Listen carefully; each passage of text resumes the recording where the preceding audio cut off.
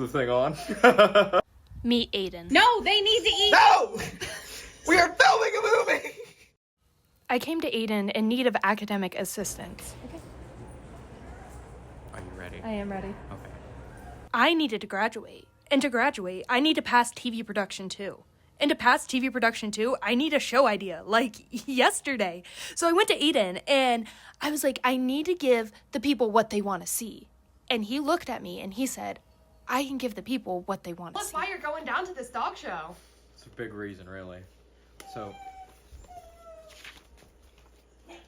there's me and Mally.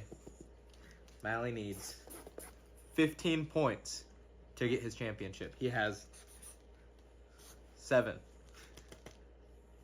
He has 7 points. He needs 8 points. We need to win the group and the breed. He has his majors.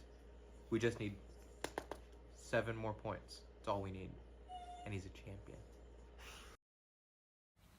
I mean, I couldn't turn the idea down. Part of it was Aiden. He talked like Mally had a real shot, like this tiny, slightly confused dog was destined for greatness.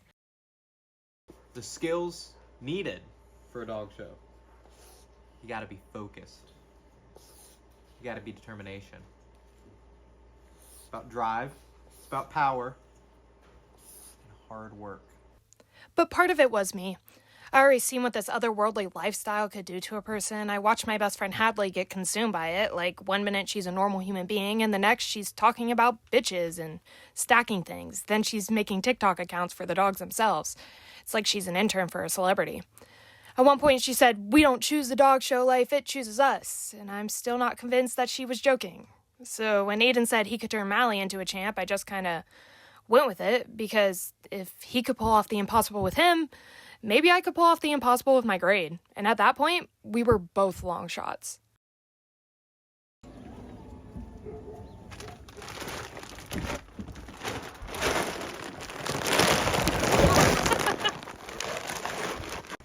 So it was agreed. I was to stay with him for 4 days down in Louisville, Kentucky. 4 full days to document his possible victory, his champion-era breakthrough, and apparently his spiritual connection to Sean Sugar Show O'Malley. He kept insisting that greatness recognizes greatness and that Mally was one clean stack away from his own Sugar Show moment. I needed promotional footage, and Aiden needed time in front of the camera, so we decided it'd be a good idea to do a get-to-know-me video. And in the process, we were introduced to his mother, Over there. Lisa George. So how long have your family been involved in dog shows? I've been doing it about 50 years now. Aiden, you haven't. You're only 19. 50 years. Whoa, fact check. Aiden himself has not been doing it for 50 years, but what started with Lisa's mother, Helen, in 1976, Spripsnor Kennel has been a powerhouse in the German Wirehair Pointer world. And what began with one remarkable dog, Duff, began a multi-generational legacy of champions, hunters, and history makers. Today, the George family, Lisa and Hadley, continue shaping the breed with dedication, expertise, and undeniable impact. 50 years. So can you walk us through maybe like the pre-dog show like process when it comes to? We don't sleep the night before. We just get ready the evening of, and we have to keep the dogs awake. If they're too tired in the morning. That's not true. If they're too tired Aiden, no. We sleep. The dogs sleep. We just don't get a lot of sleep.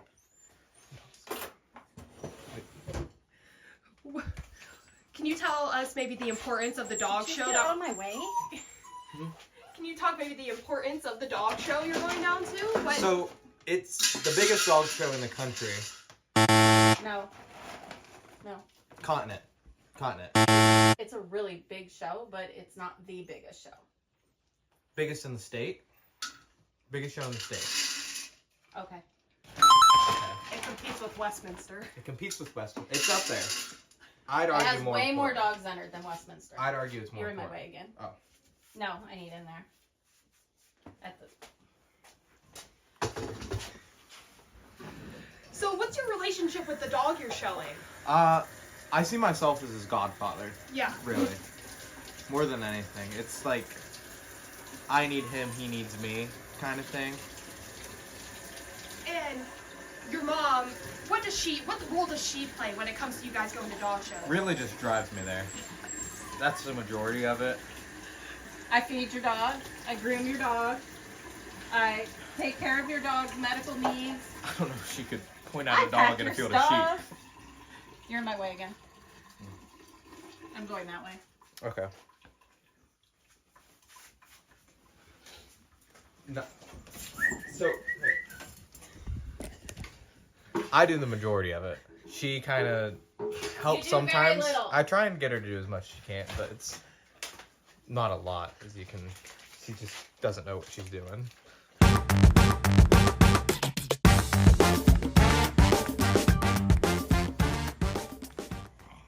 So Aiden, can you walk us through what's Aiden, going on? stop strapping things to the dog.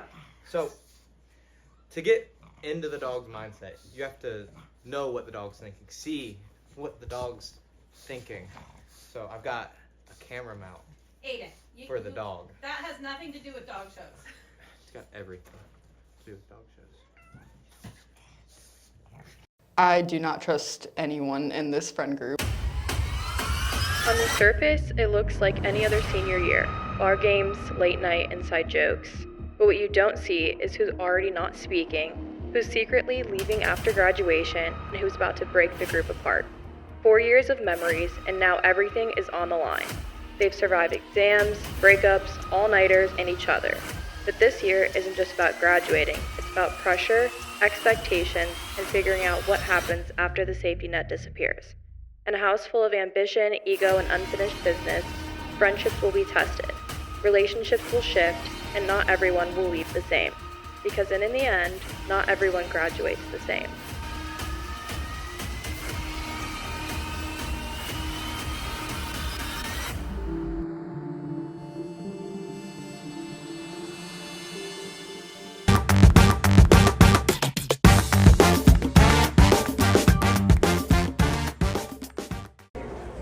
I'm ready. Okay.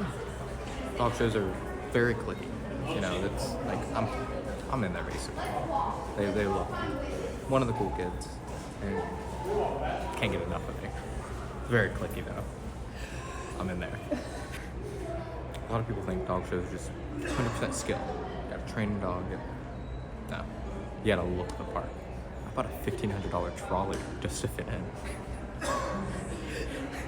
I'm still not winning. I'm ordering a second trolley. That's gotta be it. I just need a second trolley. So I got a cool apron now too. I look the part. You gotta look like you can win, and you can win. All it is.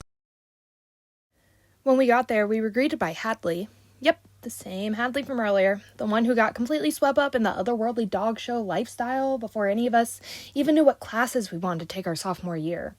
What started as her just helping out at a show or two turned into a full-blown career path, because that's how Hadley operates. She doesn't just dip her toes in, she cannonballs. Now she works as an apprentice to AKC registered handlers, which means she's learning the professional, role-heavy, extremely detail-oriented world of competitive dog handling from the inside.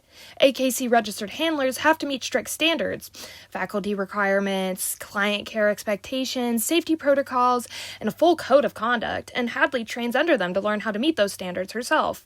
Her job includes daily grooming and conditioning, stacking practice, ring prep, coat maintenance, and keeping dogs on their show-ready routines. And she assists with travel, helps manage clients' dogs, and learns the ethics and professionalism required to eventually handle dogs in the ring. In short, Hadley's in the trenches. She's brushing, bathing, blow-drying, memorizing AKC rules, and absorbing every part of the lifestyle. Apprentices like her are the next generation of handlers trained by the people who already live and breathe the sport. Aiden, on the other hand, is a completely different story. He does dog shows casually, like aggressively casually. Besides being inexplicitly in with the pug women, he isn't anything like Hadley. She's out here apprenticing under AKC registered handlers and memorizing rules, following a code of conduct, really living the lifestyle, and Aiden's just showing up with confidence and a half-charged phone, whatever dog he convinced into the car that morning. While Hadley is learning the profession, Aiden is treating the whole thing like a weekend hobby he accidentally stumbled into. He's not certified, he's not trained, and he's definitely not following any AKC protocols. And somehow, that's just his entire strategy. In the AKC world, pug dog shows aren't about tricks or obedience. They're all about how closely a pug matches the official breed standard. Judges aren't comparing the dogs to each other, they're comparing each one to the blueprint of the ideal pug. And that ideal is very specific. They want a big round head and expressive eyes. They want deep, clean wrinkles, a short, flat muzzle, compact, square body, and a tail curled extremely tightly. Even the way a pug moves matters. The gait has to be smooth and confident, not chaotic, even though chaos and wiggles are kind of a pug's natural state. Dogs compete in classes based on age and experience, and winners move up to compete for points towards their championship, the way Mally is right now. The more pugs that enter, the more points you can earn, which is why big shows like Louisville are such a big deal. Judges will check teeth, feel muscle tone, examine the top line, and watch movements from every angle. The dog has to behave, the handler has to present correctly, and everything from coat condition to confidence counts. So when you see the pug women, the ones who basically adopted Aiden, they're not just showing dogs, they're managing, conditioning, grooming, ringside strategy, basically the same stuff Hadley is, and it's serious business. Jewish comfort food reworked. Tradition with an unorthodox twist. Matzo ball ramen, pastrami bao buns, and black sesame rugelach. I don't think my bubby would like this one. Streaming now on Buckeye TV YouTube channel. The next station is Tokyo.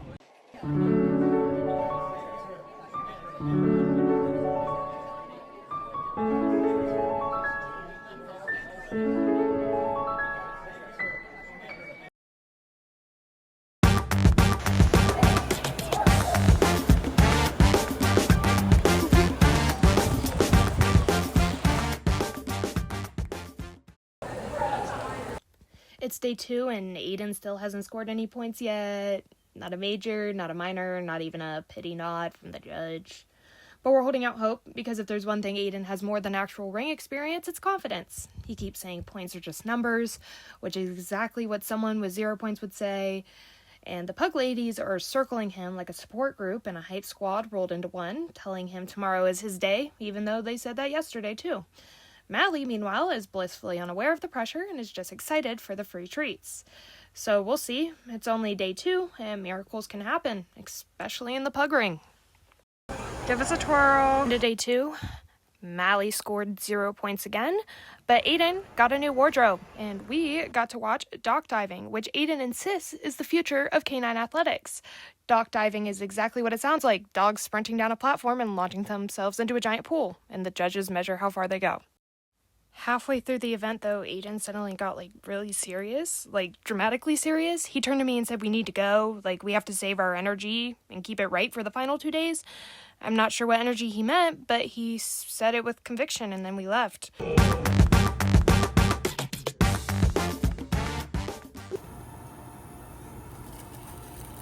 And now we're at the zoo.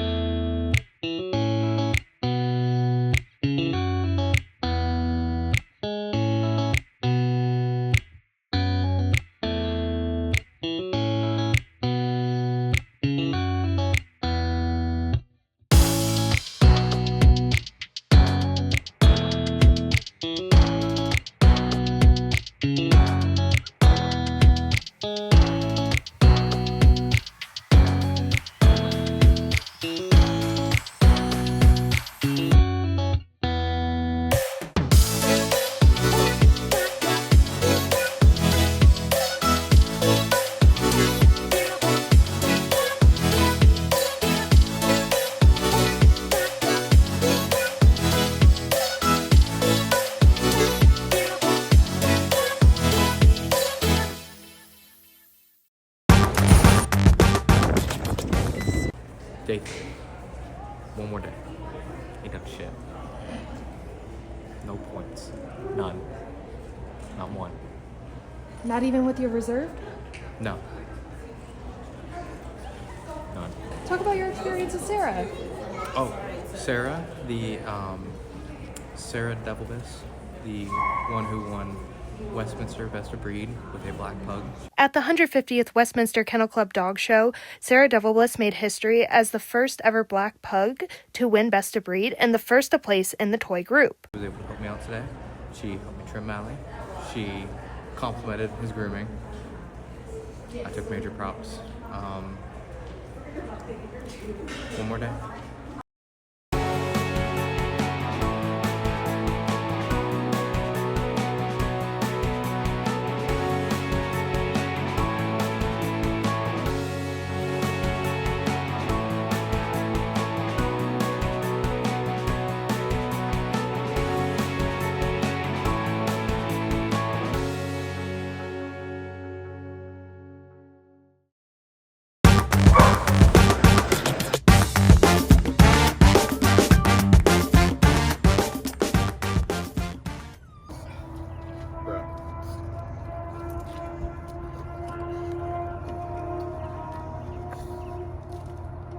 Oh, I was hoping you would jump. As our time comes to an end here in Louisville, Kentucky, let's take a moment to recap the weekend and how it exactly went for Aiden and Mally. So the weekend started off too cold, too early, and with everyone pretending like they slept more than they did. The parking lot was already full of people who had been awake long enough to question their life choices, and the grooming area looked like a cross between a salon, a battlefield, and a group project where no one agreed on the assignment. And then Friday was the day of optimism. Dogs were fresh, handlers were hydrated, and the pug women were already operating at a level of intensity that suggested they had pre-scouted the ring, like it was the NFL. Mally trotted in with the confidence of someone who had never paid rent, and honestly, good for him.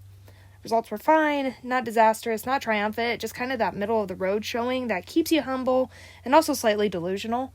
Everyone left the ring saying things like, "He moved well," and "The judge has a type," which is dog show code for "we're coping." And then Saturday hit harder. It was the kind of day where you started questioning whether the dog is off, maybe you're off, or maybe it's just the universe. The grooming table became a confessional booth. People were whispering theories, like they were solving some sort of crime. Maybe she didn't like the carpet. Maybe he blinked at the wrong time. Maybe the judge is a Virgo. Meanwhile, Mally remained completely unbothered. He was living his best life, accepting snacks from strangers and radiating the kind of peace that only comes from having no idea what a point is. The pug women, however, were not peaceful. They were already drafting a comeback arc. In their heads, they had spreadsheets, they had contingency plans, they had the kind of determination usually reserved for Olympic athletes and people like trying to return something without a receipt. And so by Sunday, everyone was running on caffeine, fumes, and the faint hope that maybe, just maybe, the universe would throw them a bone. No pun intended. The day unfolded with the kind of slow, inevitable disappointment that dog show people know too well. You go in with hope. You come out with perspective. And maybe a ribbon, but not the one you wanted. Still, the team held it together. The dogs looked good, the outfits were coordinated, and the crate setup didn't collapse. These are victories, even if they didn't show up on a scoreboard. And yes, the weekend ended with 0 points, a perfectly unbroken line of nothing. Statistically impressive, emotionally questionable. But here's the thing, 0 points doesn't mean 0 progress. It means you survived, you learned. You didn't cry, which is more than some people can say.